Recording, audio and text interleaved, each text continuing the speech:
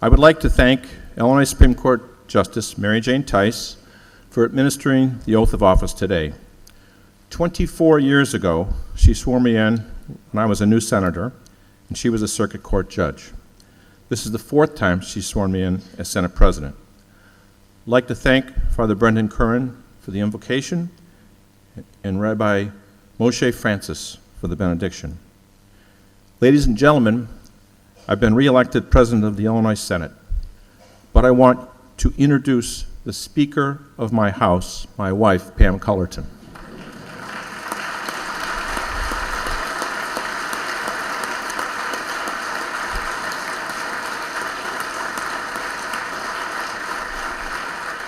Now isn't she cute? Look at that. She likes that picture. I took it. To me, it seems like it was only a couple years ago that she and I were married. But you know, Governor Rauner, this past fall, we were watching TV, and this campaign ad comes on. And she watches it, and she mutters aloud, "100 years of Cullerton, tell me about it." Lucky for me, she doesn't support term limits.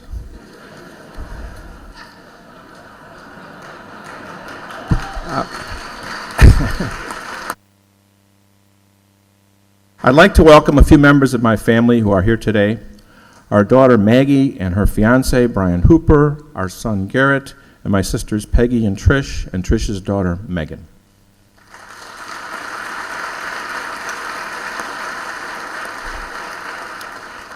It was Trish's son, Michael Lynch, who sang the national anthem.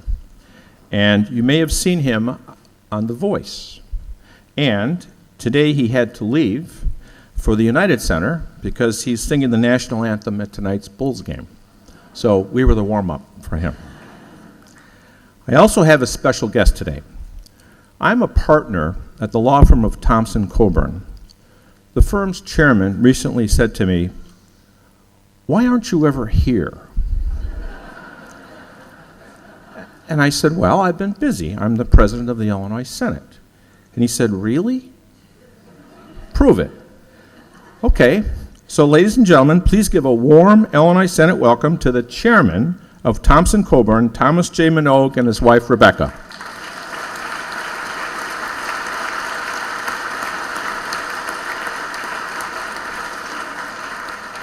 I should mention that he's from Missouri, where he pays a 6% income tax.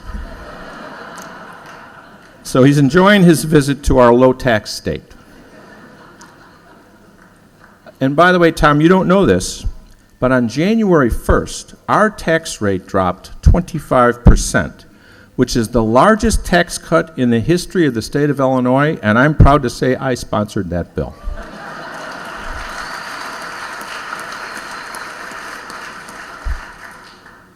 In addition to Justice Tice, we are honored to be joined today by several other members of the Illinois Supreme Court.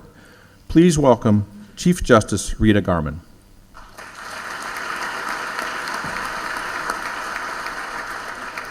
Justice Robert Thomas, and Justice Lloyd Carmeier. Thank you for being here. I also want to recognize our new Lieutenant Governor, Evelyn Sanguinetti.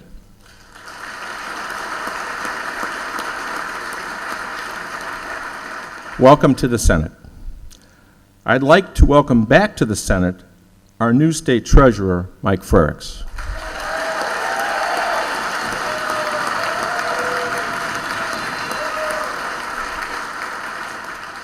Now I see why our two parties have trouble seeing eye to eye.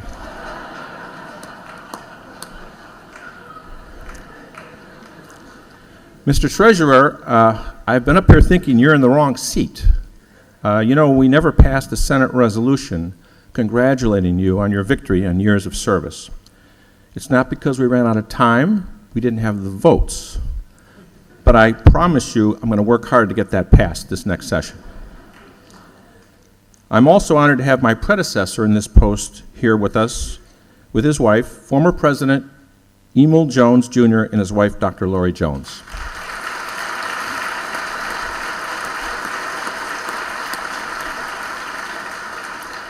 I'd also like to thank Springfield Mayor Michael Houston for the city's hospitality. Mayor? Mayor Houston is a fiscal conservative, but he'd like you to spend like a liberal while you're here in town. Sadly, there is something and someone missing here today. We lost one of Illinois' treasures last month with the passing of former Senate colleague, Comptroller Judy Bar-Topinka. I'd like to think that if you listen closely, you can still hear her laughter, perhaps a little polka music, echoing through the halls of the Capitol. There will never be another Judy Bar-Topinka. Those of us who knew her and worked with her, like the state of Illinois itself, are forever better for that association. I would ask that the Senate rise and recognize a moment of silence for our friend Judy Bar-Topinka.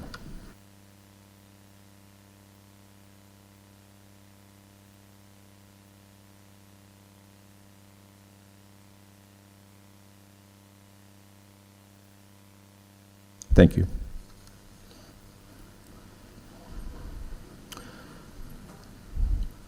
Six years ago, the Senate began a new chapter when Senator Radonio and I were first elected to lead our respective caucuses. Although we sit on different sides of the aisle, we've worked to turn this state around and restore pride in Illinois. It's been hard work. We've had some intense debates, but we've accomplished a lot together. I see you've updated your picture.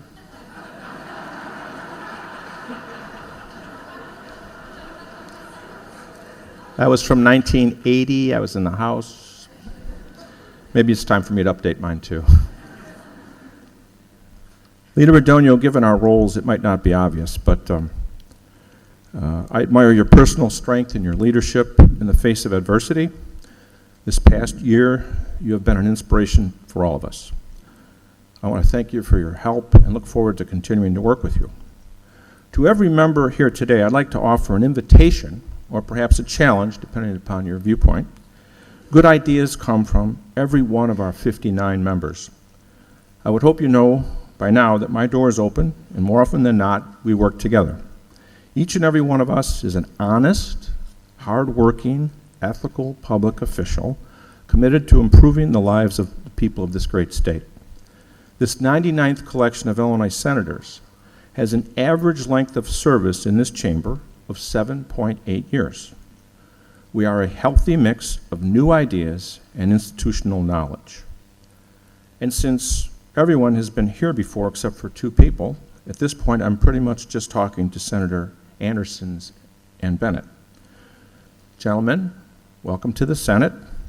In case you don't know, my office is in room 327, right here in the back hallway. The men's room is right over there, behind that door. The green button is to vote yes. The red button is to vote no. Senator Anderson, I really don't think you're going to be needing the red button. If there's ever a question, just push green. You'll be fine. Senator Bennett, get used to pushing that red button. I'd like to thank Senator Lightford, Morrison, and Hayne for their nominating speeches. It's amazing to me the nice things I managed to get people to say about me right before I named the leadership team and the committee chairman. By the way, Senator Hayne offered to deliver his speech in Latin, which is his native tongue. I declined the offer. My apologies, Father Curran, but I feared not everyone would be able to follow along.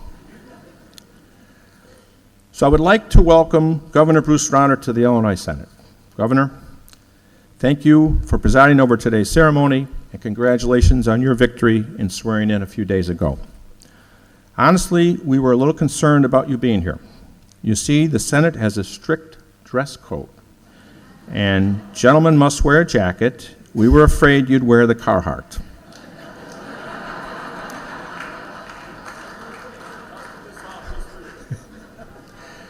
Governor, you faced tough challenges. I want you to know that I look forward to working with you. But first, a request. As you have seen, this is a pretty magnificent building. I'm supposed to ask that you park the van somewhere else.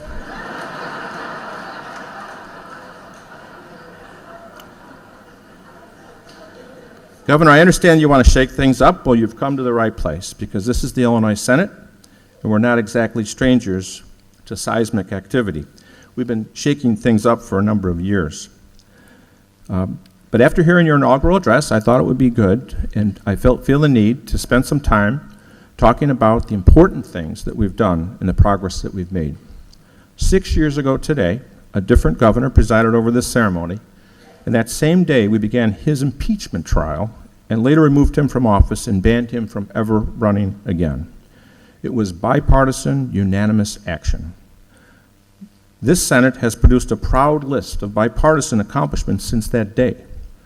We were the first to act on marriage equality. The Senate took that vote on Valentine's Day 2013. It took the House another 9 months to catch up. Gone is the death penalty system that had freed more than it had condemned and had become a national embarrassment. We grew tired of waiting for Washington, so we pushed immigration reform here. Back in 2012, Leader Radonio and I co-sponsored a system that allows nearly 250,000 immigrants to be tested, licensed, and insured drivers. We have forged ahead in a bipartisan spirit when we believe action is needed, and have time and again put the needs of the state ahead of politics.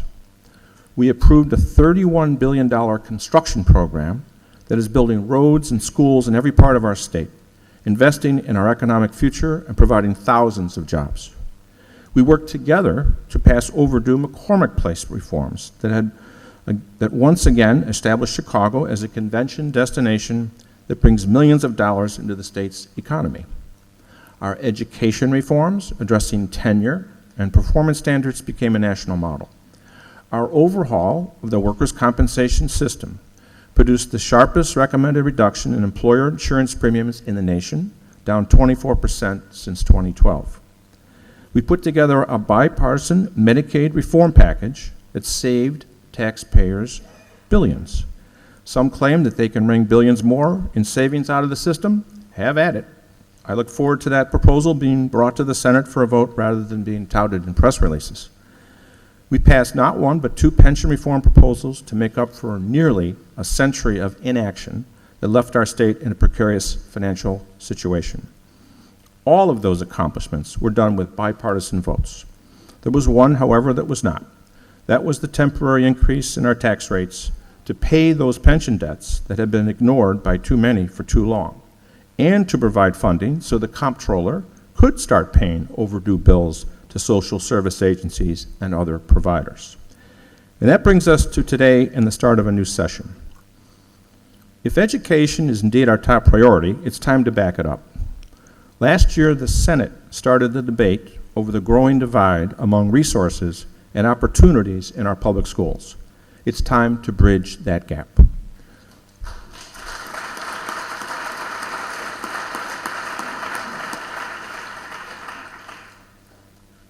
We should rebuild the path to college for the growing number of middle-class families unsure if they can afford the higher cost of higher education.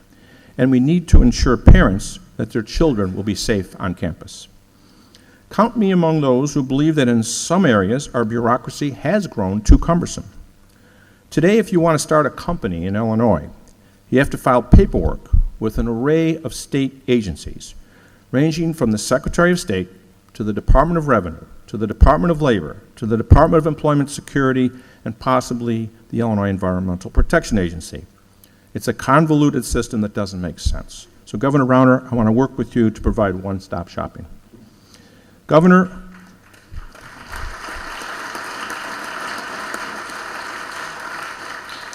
we also need to raise the minimum wage.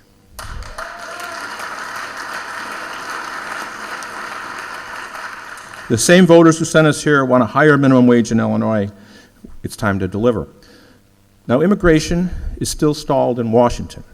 We need to keep moving forward here. A license to drive was the first step for our immigrant neighbors. I'd like to offer them a license to dream. We need to change state law so that talented students, regardless of their immigration background, can go on to law school and become licensed practicing attorneys in Illinois. Years ago, I was a public defender in Cook County. Here in the Senate, I spent years on the Judiciary Committee, and more recently, I helped push a top-to-bottom review of our criminal laws to try to ensure punishments are proportional to the crimes. Just like the death penalty system, too many have lost faith in our criminal justice system, believing it no longer serves or protects their communities. Across the country, states are rethinking the role and the cost of prisons in the face of growing budget pressures. Our own state finances demand that we have an honest discussion about who we are filling our prisons with and why. So today I'm announcing the creation of a special Senate committee consisting of an equal number of Republicans and Democrats. This committee will be responsible for finding ways to restore justice to our criminal system and ensure that our Department of Corrections exists to correct problems, not warehouse them. So, ladies and gentlemen, the people we represent want us to solve problems, improve the quality of life, and open doors of economic and educational opportunity for their families. I trust everyone is up to the challenge.